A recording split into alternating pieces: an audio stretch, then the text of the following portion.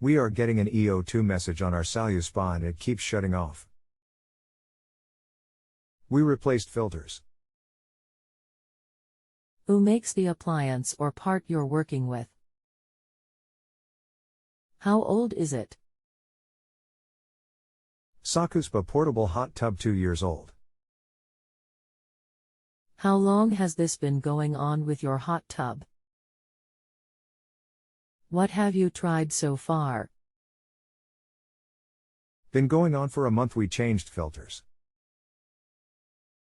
Anything else we should know to help you best? No. Looking for my answer, which I typed 3 times. The e02 error code indicates many things that could be happening.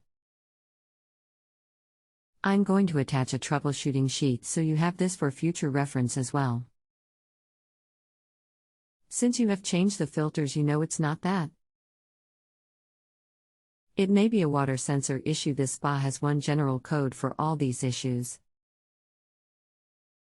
Please read over and see if there is something you haven't tried yet or have questions on. Please let me know. I thought a sheet you could print would be quicker for you than me going over each step. I'm not sure about your 3x typing as I only see this question once.